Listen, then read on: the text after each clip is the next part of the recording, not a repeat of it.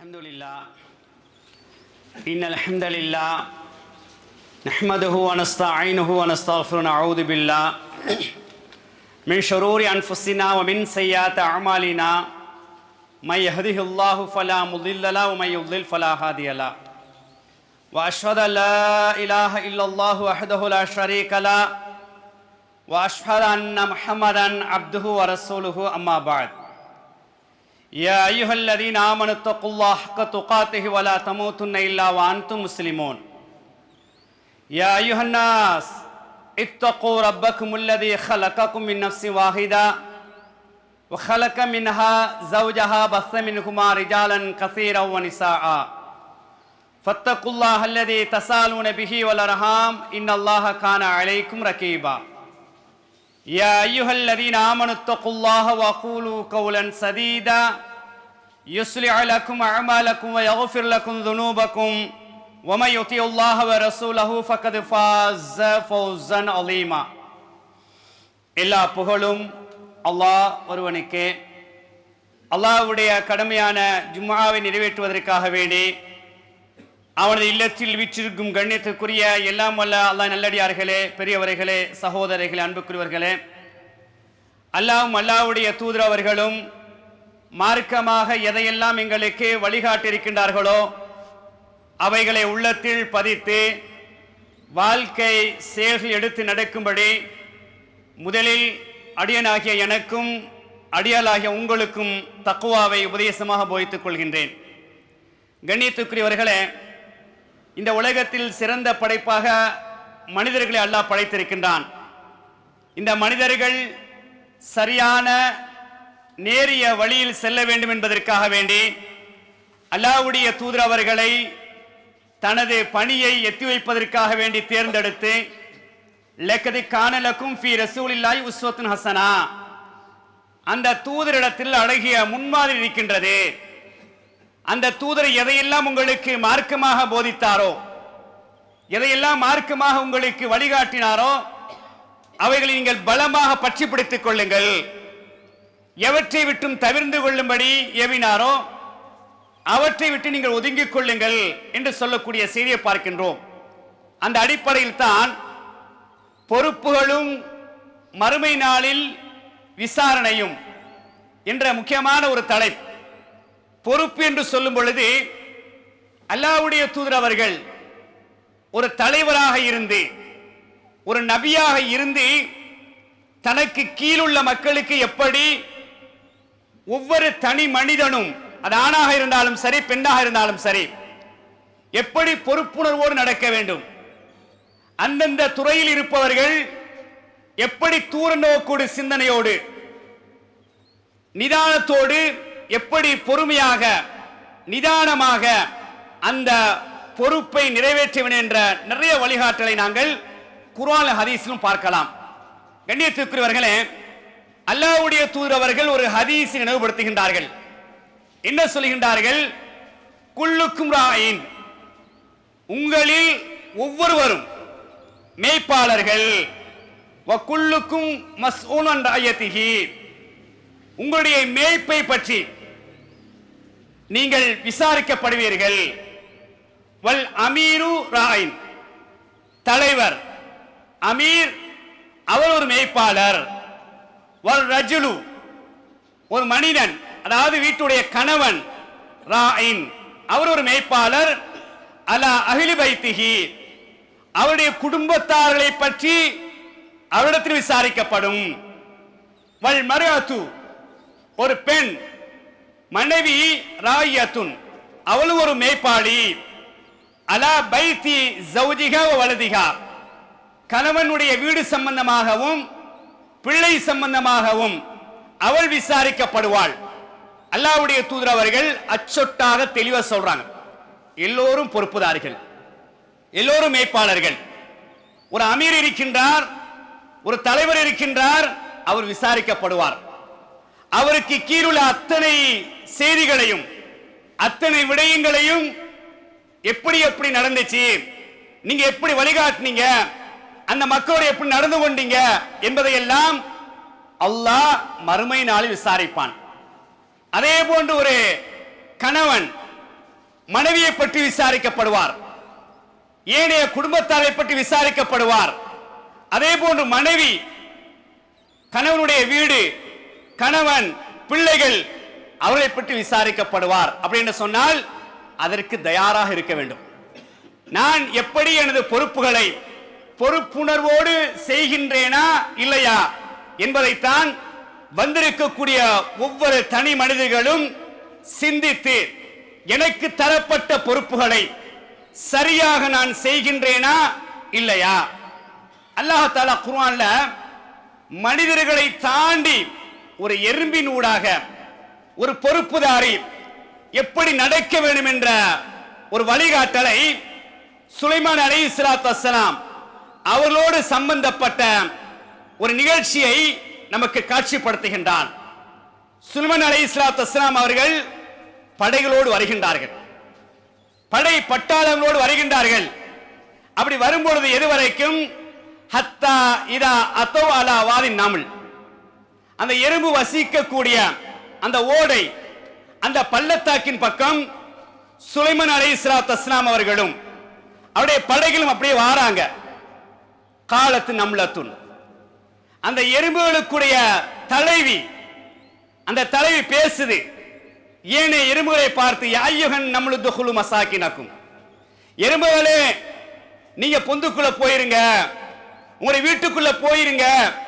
லயஹத்தி மன்னக்கும் சுலைமானு வஜுனூதுஹு, சுலைமானும் அவருடைய படைகளும் உங்களை மிதிக்காமல் இருப்பதற்காக வேண்டி வஹும் லா யஷ்அரூன், அங்க அறியாமல் விளங்காமல் மிதித்து விடுவார்கள். ஆகவே அவருடைய கால்களில் மிதிபடாமல் இருப்பதற்காக வேண்டி உங்களுடைய வீடுக்குள் நீங்கள் நுழைந்து கொள்ளுங்கள். 27வது அத்தியாயம் 18வது வசனம். இங்க கவனிங்க, ஒரு பொறுப்புதாரி எப்படி நடக்க வேண்டும். அல்லாஹ் எங்களுக்கு எறும்பை வைத்து ஒரு பாடம் நடத்துறான் பாருங்க.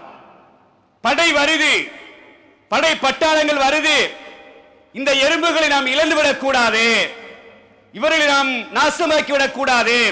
அப்ப அந்த பொறுப்புதாரி, அந்த தலைவி அந்த எறும்பு என்ன செய்த, பெண் எறும்பு அந்த ஏனைய எறும்புகளோட பேசுது. அல்லாஹ் அப்படி காட்சிப்படுத்துகின்றான். நீங்க போயிருங்க, அவங்க தெரியாம மிதிச்சிருவாங்க, வேணுக்குன்னு மிதிக்க மாட்டாங்க, தெரியாம மிதிச்சு உங்களை அழிச்சிருவாங்க.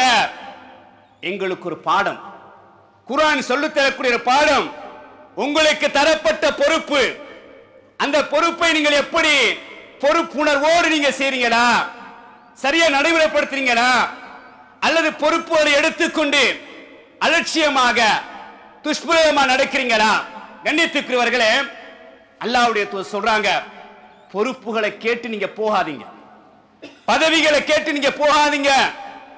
யார் பொறுப்புகளை பதவிகளை கேட்டு செல்கின்றாரோ, அப்படி கேட்டு பதவிகள் பொறுப்புகள் கொடுக்கப்படும் என்று சொன்னால் அவருக்கு அது கஷ்டமா இருக்குமா. ரசூலுல்லாஹ் சொல்றாங்க, அல்லாஹ் அதை கஷ்டப்படுத்துவான்.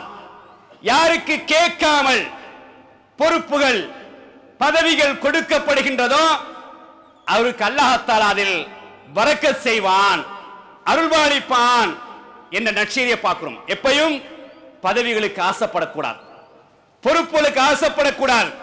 தானாக தேடி வருது, நீங்க பொருத்தமானவர், நீங்க தகுதியானவர், உங்களுக்கு முடியும், நீங்க எடுத்து செய்யுங்க, இதை நீங்க பொறுப்படுங்க சொல்லப்படுதான், அல்லாஹ் உங்களுக்கு அருள்பாலிப்பான்.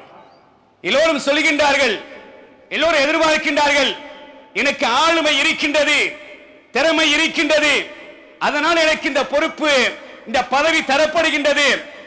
அல்லாஹ்வுடைய தூதர் சொன்னாங்க, கேட்காமல் உங்களுக்கு பொறுப்புகள் பதவிகள் வழங்கப்படும் என்று சொன்னால் அதில் உங்களுக்கு அருள்பாலிக்கப்படும், உங்களுக்கு பரக்கத் செய்யப்படும், அல்லாஹ் உதவி செய்வான், அல்லாஹ் உதவி செய்வான் என்ற தகவலை தான் அல்லாஹ்வுடைய தூதர் அவர்கள் ஒரு நற்செய்தியை சொல்லி காட்டுறாங்க. அது மட்டுமல்ல, பொறுப்பெடுத்தவர்கள், அந்த பொறுப்புதாரிகள் சரியான முறையில் நீதமாக நேர்மையாக தனது கடமைகளை தனது பொறுப்புகளை நிறைவேற்றினால் அல்லாஹ்வுடைய சொல்லக்கூடிய நற்செய்தி என்ன, மறுமை நாளில் அல்லாஹ் அந்த பயங்கரமான அந்த நாள்ல ஒரு மேடையை அமைத்து ஒளி பொருந்திய முத்துக்கள், அந்த சுடர் வீசக்கூடிய ஒளி வீசக்கூடிய அந்த மேடையில வச்சு கண்ணியப்படுத்துவானாம். யாருக்கு?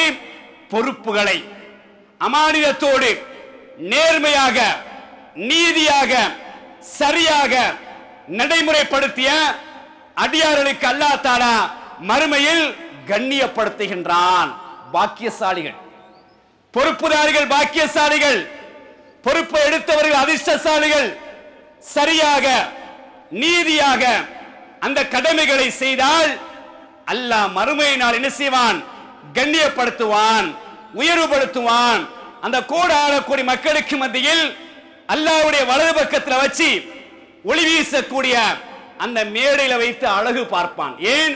இந்த உலகத்தில் நீங்கள் அழகா நடந்து கொண்டீங்க, உலகத்தின் கண்ணியமா நடந்து கொண்டீங்க, பொறுப்புகள் விஷயத்தில் பொறுப்புணர்வோடு சரியா நடந்து கொண்டீங்க. வலது பக்கத்தில் வச்சு அல்லாஹ் என்ன செய்வான்? உச்சக்கட்டமான பாராட்டுகளை தெரிவிப்பான் என்ற நற்செய்தியை நாங்கள் பார்க்கின்றோம். அதே போன்று பாருங்கள், ஒரு பொறுப்புதாரி எப்படி நடந்து கொள்ள வேண்டும் என்பதற்கு ஹுதைபியாவுடைய வரலாற்றில் ஒரு பகுதியை நாங்கள் பார்க்கலாம். உங்களுக்கு தெரியும், நீண்ட வரலாறு. ஹுதைபியா வரலாறை பொறுத்தவரை ஒரு நீண்ட ஒரு சோகமான வரலாறு. ஹிஜ்ரி 6ஆம் ஆண்டு நடக்குது. அல்லாஹ்வுடைய தூதர் அவர்கள் கிட்டத்தட்ட 1400 அல்லது 1500 பேர் என்ன செய்றாங்க? உம்ரா செய்யறதுக்கு வாராங்க. எதிரிகள் பார்க்கிறாங்க, மக்காவாசிகள் பார்க்கிறாங்க, இவரை மக்காவுக்குள்ள விடக்கூடாது, மக்காவுடைய எல்லையில வச்சு தடுக்கணும், திட்டம் போடுறாங்க, சூழ்ச்சி செய்யறாங்க. ஹுதைபியா என்று சொல்லக்கூடிய இடத்துல வச்சு தடுக்கிறாங்க. உங்களை அனுமதிக்க மாட்டோம், இல்ல நாங்க உம்ரா செய்ய வந்திருக்கிறோம், விட மாட்டோம். என்ன செய்யறாங்க? ஒரு பெரிய பிரச்சனை வருது. நீண்ட வரலாறு. கடைசியா சில ஒப்பந்தங்கள் நடக்குது. இந்த வருஷம் நீங்க உம்ரா செய்யக்கூடாது, போயிட்டு அடுத்த வருஷம் தான் வரணும். வரும்பொழுது ஆயுதங்கள் கொண்டு வரக்கூடாது. அப்படி வந்தாலும் 3 நாளைக்கு மேல மக்கால தங்கக்கூடாது. இப்படி ஏற்றுக்கொள்ள முடியாத சில ஒப்பந்தங்கள். யாராவது மக்காவிலிருந்து இஸ்லாத்தை ஏற்றுக்கொண்டு மதீனாவுக்கு வந்தால் எங்க இடத்து நீங்க தீர்ப்பு தந்துடணும், ஆனா மக்காவிலிருந்து இங்க வந்தா நாங்க தரமாட்டோம். இப்படியான ஒப்பந்தங்கள். அல்லாஹ்வுடைய தூதர் அவர்கள் தூர நோக்கோடு சிந்திக்கிறாங்க. ஒரு தலைவரை பாருங்க, ஒரு தலைவர் தனது தொண்டர்களை இழந்துவிடக் கூடாது. ஒரு சொட்டு ரத்தம் சிந்தாமல் இவர்களை நான் பாதுகாக்க வேண்டும். கஷ்டப்பட்டு நெருக்கடிக்கு மத்தியில் இத்தனை சஹாபாக்களை நான் உருவாக்கி இருக்கின்றேன். இவர்களை எப்படி எனது பொறுப்புக்கு இருக்கக்கூடிய இவரை நான் பாதுகாப்பது என்ற ஒரு தூர நோக்கு நினைச்சாங்க, சிந்திக்கிறாங்க. அவர்கள் சொல்லக்கூடிய அத்தனை சட்டங்களுக்கும் அந்த ஒப்பந்தங்களுக்கும் முத்திரை குத்துறான். அந்த நேரத்தில் கூட முஹம்மது ரசூலுல்லாஹி ஸல்லல்லாஹு அலைஹி வஸல்லம் என்று எழுதப்படுது. அதை அழிக்க சொல்றாங்க. ஏற்றுக்கொள்ள மாட்டோம். நீங்க வந்து அப்துல்லாஹ்வுடைய மகன் முஹம்மது ரசூலுல்லாஹ் இல்ல, எங்களுக்கு அதான் பிரச்சனை, அழிங்கண்டாங்க. ரசூலுல்லாஹ்க்கு அழிக்க தெரியாது. ஏன்? வாசிக்க தெரியாது, படிக்க தெரியாது, எழுத தெரியாது. அலி ரலியாட்ட சொல்றாங்க அழிங்க முடியாதுன்றாங்க. அப்ப நபியங்க சொல்றாங்க இடத்தை காட்டுங்க, நான் அழிக்கிறேன்றாங்க. அழிக்கிறாங்க. அப்படி எல்லாம் என்ன செய்யப்படுது? சீல் குத்தப்பட்டு முத்திரை வைக்கப்படுது. இறுதியாக உமர் ரலியல்லாஹு என்ன செய்யறாங்கன்னா, இன்ன யா ரசூலல்லாஹ், நாங்க என்ன கோழைகளா? இப்படி நீங்க விட்டு கொடுக்குறீங்க, இப்படி இறங்கி போறீங்க. நாங்க 1400 பேர் இருக்கிறோம், 1500 பேர் இருக்கிறோம், பலம் இருக்குது, படை இருக்குது, ஏன் பயப்படணும்? இன்னும் உங்களுக்கு நாங்க அடிபணியணுமா? இன்னும் உங்களுக்கு நாங்க அஞ்ச வேண்டுமா? போர் செய்வோம். ரசூலுல்லாஹ் வேணான்றாங்க. அபூபக்கர் சித்திக் ரலியல்லாஹு தஆலா போறாங்க. உமர் ரலியல்லாஹு என்ன பாத்தீங்களா அல்லாஹ்வுடைய தூதரை இப்படி இறங்கி போறாங்களே, இப்படி விட்டு கொடுக்கறாங்களே. இல்ல, அல்லாஹ்வுடைய தூதர் அவர்கள் ஒரு முடிவு செய்ய சரியாக இருக்கும். கவலையோடு திரும்பி போறாங்க. இது ஹிஜ்ரி 6ஆம் ஆண்டு நடக்குது. அல்லாஹ்வுடைய நோக்கம் என்ன? நாம் கொஞ்சம் விட்டு கொடுத்தாலும் தாராள தன்மையோடு நடந்து கொண்டாலும் வெற்றி பெற வேண்டும். இவர்களை இழக்கக்கூடாது. யுத்தம் என்று வந்துவிட்டால் நிறைய பேர் கொல்லப்படுவார்கள், சிதைக்கப்படுவார்கள், சீரழிக்கப்படுவார்கள். வேண்டாம். கஷ்டப்பட்டு உருவாக்கப்பட்ட சமுதாயம், மக்கள் பாதுகாக்கப்பட வேண்டும். திரும்பி போறாங்க. அல்லாஹ் என்ன செஞ்சான்? ஹிஜ்ரி 8ல மக்காவுடைய வெற்றியை கொடுக்கிறான். கிட்டத்தட்ட 10,000 தோழர்கள், நபி தோழர்கள் என்ன செய்றாங்க? மக்காவுக்குள்ள வராங்க. மக்கா நபியோட கைக்கு வருது. 2 வருஷம் தான் பொறுமையா இருந்தாங்க. தூர நோக்கோடு சிந்தனை, எப்படி இந்த மக்காவை நமக்குள் அமைத்துக் கொள்வது. இப்படித்தான் ஒரு தலைவர் இருக்க வேண்டும், இப்படித்தான் பொறுப்புதாரிகள் இருக்க வேண்டும். நிறைய வழிகாட்டல்களை குர்ஆனும் ஹதீஸும் எங்களுக்கு சொல்லித் தருகின்றது. கண்ணியத்திற்குரியவர்களே, அந்த அடிப்படையில் நாம் எந்தெந்த துறைக்கு நியமிக்கப்பட்டிருக்கின்றோம், எந்தெந்த துறைக்கு பொறுப்புதாரியாக நியமிக்கப்பட்டிருக்கின்றோமோ சந்தோஷப்படணும். ஏன்? மறுமை நாளில் அல்லாஹ் என்னை பாக்கியசாலியா ஆக்குவான். இதை நான் சரியாக பயன்படுத்தினால், இதை சரியாக நடைமுறைப்படுத்தினால் அல்லாஹ் என்னை மறுமையை கண்ணியப்படுத்துவான். பள்ளிக்கு நான் பொறுப்புதாரியாக நியமிக்கப்பட்டிருக்கின்றேனா? தாவா களத்திற்கு நான் பொறுப்புதாரியாக நியமிக்கப்பட்டிருக்கின்றனா? இந்த பள்ளிக்காக வேண்டி நான் என்ன செய்து கொண்டிருக்கின்றேன்? இந்த தாவாவுடைய வளர்ச்சிக்காக வேண்டி நான் என்ன செய்து கொண்டிருக்கின்றேன்?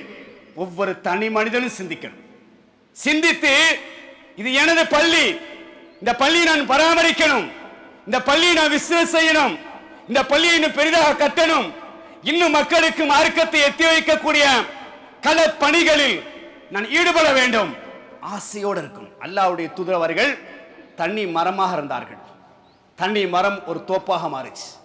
தனியா ஒரு தனி மனிதர் பலவிதமான கஷ்டங்கள், பலவிதமான பிரச்சனைகள், பலவிதமான நெருக்கடிகள், அச்சுறுத்தல்கள், கொலை மிரட்டல், அடி, பலவிதமான நெருக்கடிகளுக்கு மத்தியில் வீரியமாக இருந்தாங்க, தைரியமா இருந்தாங்க.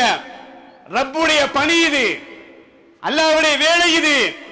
அல்லாஹ் என்னை களப்பணியை செய்வதற்கு, இந்த தாவாவை செய்வதற்கு தெரிவு செஞ்சிருக்கின்றான். என்ன கஷ்டங்கள் வந்தாலும் ரப்பு என்னை கைவிட மாட்டான், ரப்பு என்னோட இருப்பான். வரலாறை நிறைய நாங்கள் பார்க்கலாம். அந்த அடிப்படையில் தான் அந்த பணிகள் நமக்கு தரப்பட்டிருக்கின்ற சொன்னால், தாவாவுடைய பொறுப்பு, பள்ளியுடைய பொறுப்பு, இந்த மார்க்கத்துடைய வளர்த்திருக்கக்கூடிய பொறுப்புதாரிகளாக நாங்கள் இருக்கிறோம் என்று சொன்னால் முழு மூச்சாக ஈடுபடணும், கூடுதலாக கவனம் செலுத்தணும்.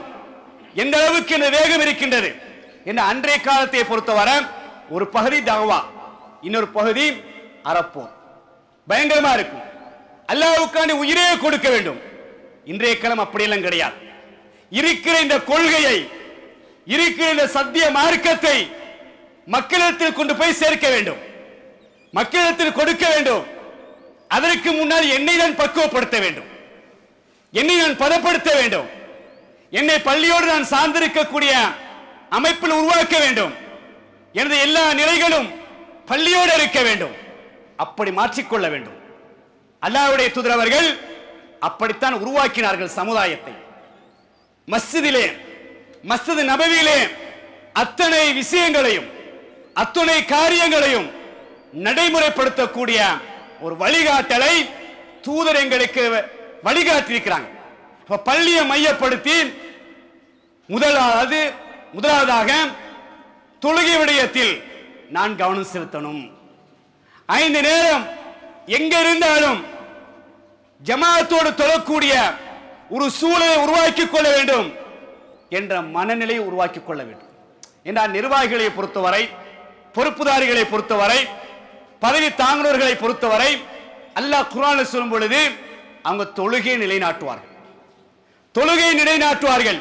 தொழுகை இல்லாம தாவா இல்ல, பள்ளிக்கு வராம தாவா இல்ல, எப்பசதி வந்து தாவா செய்வ தாவா இல்ல. முதலாவது தொழுகை நடைமுறைப்படுத்தணும், நிலைநாட்ட வேண்டும். 5 நேர ஃபர்லான தொழுகைகள், முன்பின் சுன்னத்துகள், இரவு நேர தஹஜ்ஜத். அல்லாஹ்வுடைய தூதர் அவர்கள் பத்ர் யுத்தம் நடக்குவதற்கு முன்னால் அந்த இரவு நேரத்தில் அல்லாஹ்ட்ட நீண்ட நேரம் சஜிதால இருக்கிறாங்க, நீண்ட நேரம் அல்லாஹ்ட்ட துஆ கேட்கிறாங்க. காரணம் என்ன? குறைவானவர்கள் எதிர்பார்க்காத நிலையில் யுத்தம் திணிக்கப்பட்டிருக்கின்றது, வெற்றி பெற வேண்டும். இவர்கள் அழிக்கப்பட்டால், இவர்கள் கொல்லப்பட்டால் இந்த பூமியில் உன்னை நினைப்பதற்கு யாரும் இருக்க மாட்டார்கள் யா அல்லாஹ் கெஞ்சுகின்றார்கள். இந்த சூழல் நாம் உருவாக்க வேண்டும். அல்லாஹ்ட்ட பேசணும். அல்லாஹ்ட்ட தஹஜ்ஜுடைய நேரத்தில் சஜிதால பேசுங்க. உங்களுக்கு எப்படி மார்க்கம் கிடைத்ததோ, உங்களுக்கு எப்படி சத்தியம் கிடைத்ததோ, உங்களுக்கு எப்படி குர்ஆனுடைய விளக்கங்கள், ஹதீஸுடைய விளக்கங்கள், சுன்னாதான் நம்மளுடைய வாழ்க்கையை பிரதிபலிப்பு என்று உங்களுக்கு எப்படி கிடைத்ததோ அல்லாஹ்ட்ட பேசுங்க. இவருக்கு கிடைக்கணும், இவருக்கு கிடைக்கணும். அதிகமான மக்கள் இதை விளங்கி சுன்னாக்களை சரியான முறையில் நடைமுறைப்படுத்த வேண்டும் என்ற ஆசை, ஆர்வம், கவலையோடு என்ன செய்யுங்க? சஜிதால அல்லாஹ்வோட பேசுங்க. அல்லாஹ்வுடைய தூதர் காட்டி தரக்கூடிய அழகான வழிகாட்டல். அல்லாஹ்வுடைய தூதர் சொல்றாங்க, அஹப்புல் பிலாதி இலல்லாஹி மஸாஜிதுஹா. அல்லாஹ்வுக்கு அதிகமாக உச்சக்கட்டமான பிரியமான விருப்பத்துக்குரிய இடம் மஸ்ஜித் தான். இந்த மஸ்ஜித்ல இருக்கிறதுக்கு ஆசைப்படணும், பள்ளியில் இருக்கிறதுக்கு ஆசைப்படணும். ஒரு 5 நிமிஷத்துக்கு ஒரு 10 நிமிஷம் கூடுதலா இருப்போமே, அந்த இருக்கக்கூடிய நேரத்தில் உள்ளற்ற ஒரு அமைதி, ஒரு சந்தோஷம். அலா பிذிக்ரில்லா தத்மைனுல் குலூப். அல்லாஹ்வை நினைப்பதில் உள்ளங்களுக்கு நிம்மதி, சந்தோஷம். அது இந்த மஸ்ஜித் தர, வேற எதுவுமே தரா. எங்கே நீங்க பார்க்க முடியாது, எங்கேயும் கிடைக்காது. பாக்கியம் பள்ளிக்குள் இருப்பது. பள்ளியுடைய பொறுப்புதாரிகள் பாக்கியசாலிகள். பள்ளியுடைய அந்த பொறுப்புகளை சரியாக நடைமுறைப்படுத்த பாக்கியசாலிகள் சரியாக இருக்கணும், நீதியாக இருக்கணும் என்பதைத்தான் குர்ஆன் ஹதீஸ் எங்களுக்கு சொல்லித் தருது.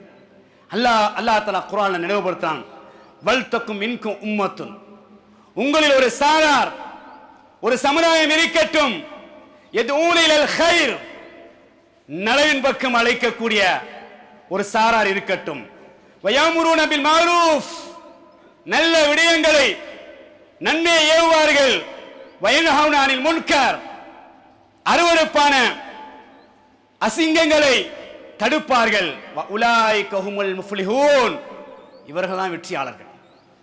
நல்லது ஏவனும், நல்லது எங்க இருக்கு? குர்ஆனுக்குள்ள இருக்குது, ஹதீஸ்க்குள்ள இருக்குது. அதான் அல்லாஹ் தஆலா குர்ஆனை சொல்லி காட்டுகின்றான். அதாவது லக்கத் அன்ஸல்னா இலைக்கும் கிதாபன், நிச்சயமா அல்லாஹ் உங்களுக்கு கிதாபை, இந்த வேதத்தை இறக்கி இருக்கின்றான். ஃபீஹி ذிக்ருக்கும், உங்களுக்கான உபதேசம் அதுக்குள்ள தான் இருக்கு. ஒரே வரல எல்லாத்தையும் சொல்லிட்டான் அல்லாஹ் தஆலா.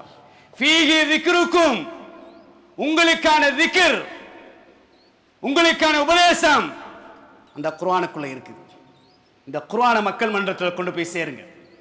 அது என்னென்ன சொல்லுது, அல்லாஹ் என்ன பேசுறான், எதை எங்களுக்கு ஏவுறான், எதை எங்களுக்கு தடுக்கிறான், எப்படி வழிகாட்டுறான்.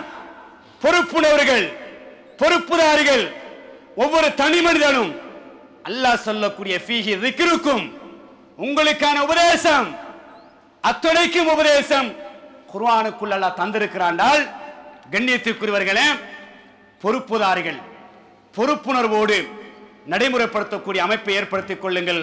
அதற்கு அல்லாஹ் தஆலா தௌஃபீக் செய்வானாக.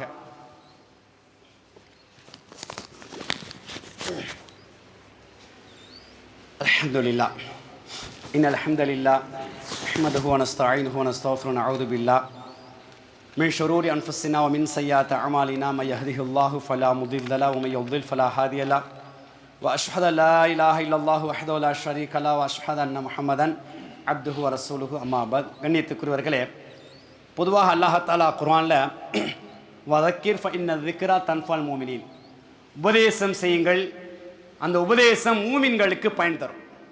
இந்த உபதேசம் யாருக்குன்னு சொன்னால் எல்லாருக்கும் பயன் தரான். அல்லாஹ் ஃபீஹி ذிக்ருக்கும் அல்லாஹ் ஏன் சொல்றான்டா, யார் இறை விசுவாசிகளா இருக்கிறார்களோ, ஈமான்ல உறுதியா இருக்கிறாங்களோ அவங்களுக்கு பயன் தரும். அப்ப அவங்க பயன் தரும் என்று சொன்னால் அல்லாஹ் சொல்லக்கூடிய அந்த உபதேசங்களை எடுத்து நடக்கணும். அதே நேரம் 20வது அத்தியாயம் 124 அல்லாஹ் எச்சரிக்கிறான், வமன் அஅரத அன் ذிக்ரி, யார் எனது இந்த திக்ரை, இந்த உபதேசத்தை புறக்கணித்து அலட்சியமாக நடக்கின்றாரோ, ஃபஇன்ன லஹு மஈஷத்தல் லன்கா, அவளுக்கு நெருக்கடியான வாழ்க்கை இருக்குதான். நல்லா கவனிங்க. அதான் அல்லாஹ் சொன்னா ஃபீஹி ذிக்ருக்கும். உள்ள போய் பாருங்க, அதுக்குள்ள போய் பாருங்க, உங்களுக்கு தேவையானது இருக்குது. நீங்க புறக்கணித்தால் குர்ஆன் சொல்லக்கூடிய போதனைகளை, குர்ஆன் சொல்லக்கூடிய உபதேசங்களை புறக்கணித்தால் மஈஷத்தல் லன்கா, நெருக்கடியான வாழ்க்கை இருக்கின்றது. வனஹஷருஹு யௌமல் கியாமத்தி அமா, அல்லாஹ் சொல்றான், உலகத்தில் நெருக்கடி, உலகத்துல கஷ்டம், மறுமையில கபோதிகளாக குருடலாக நாம் எழுப்புவோம். கால ரப்பி லிமா ஹஷரத்தனி ஆமா வகது குந்து பசீரா. யா அல்லாஹ், நான் உலகத்தில் நல்ல பார்வையுடனாகத்தான் இருந்தேன், என்னை ஏன் குருடனாக எழுப்பினாய்? கால கதாலிக், அப்படித்தான். அல்லாஹ் சொல்வான், அப்படித்தான். அத்தத்துக்கு ஆயாத்துனா, நமது வசனங்கள் உம்மிடத்தில் வந்துச்சு, நமது அத்தாட்சிகள், உபதேசங்கள், ஆயத்துக்கள் உம்மிட வந்துச்சு. பனசீதஹா, நீ மறந்துட்டா. இந்த காரை கேட்டு இந்த காரை விட்டுட்டா, அப்படியே மறந்துட்டா. வகதாலிக்கல் யௌமு துன்சா, உனக்கும் மறக்கடிக்கப்பட்டுச்சு, உனக்கும் கண்ணில்ல போ. கடுமையான எச்சரிக்கை. இந்த உலகத்துல கஷ்டம், மறுமையில நஷ்டம் என்ற ஒரு எச்சரிக்கை சொல்றானால் வந்திருக்கக்கூடிய பெரியவர்கள், சகோதரர்கள், மார்க்கத்தை நிறைய தேடுங்க, மார்க்கத்தை நிறைய படியுங்க, வாசிங்க. கு அன்ஃபுஸக்கும் அஹ்லீக்கும் நாரா, உங்களையும் உங்களுடைய குடும்பத்தார்களையும் நரகத்தை விட்டு பாதுகாத்துக் கொள்ளுங்க. அல்லாஹ் எச்சரிக்கிறான். நீங்களும் சொர்க்கம் போகணும், நானும் சொர்க்கம் போகணும். ஒவ்வொரு கணவன் நினைக்கணும், நானும் சொர்க்கம் செல்லணும், என் மனைவியும் சொர்க்கம் போகணும், என் பிள்ளைகளும் போகணும். அதற்கான வழி ஃபீஹி திக்ருக்கும், உங்களுக்கான உபதேசம் குர்ஆனுக்குள்ள இருக்கு. அங்க போங்க. அங்க போனா ஒரு விடிவு இருக்குது, அங்க போன ஒரு வெளிச்சம் இருக்குது, நேர்வழி இருக்குது. அழைத்து செல்லும் சொர்க்கத்திற்கு குர்ஆனை விட்டுட்டு, குர்ஆனுடைய விளக்குரையான ஹதீஸை விட்டுட்டு கண்மூடித்தனமாக நாம் செல்வோம் என்று சொன்னால் தூரமான தவறான வழிக்கு அதை கொண்டு போய் விடும் என்பதை உள்ளத்தில் பதித்துக் கொள்ளுங்கள். எதையெல்லாம் மார்க்கமாக படித்தோமோ, கேட்டோமோ, விளங்கினோமோ அதையெல்லாம் உள்ளத்தில் இருத்தி வாழ்க்கையில் நடைமுறைப்படுத்துவதற்கும் கடைசி நேரத்தில் கடன் இல்லாத நிலையில் லா இலாஹ இல்லல்லாஹ் என்ற கலிமாவை சொன்னலாக அல்லாஹ் தஆலா நம் மனிதர் மரணிக்க செய்வானாக. வ ஆகிரு தஅவானா அல்ஹம்துலில்லாஹி ரப்பில் ஆலமீன். அகீமுஸ் ஸலாஹ்.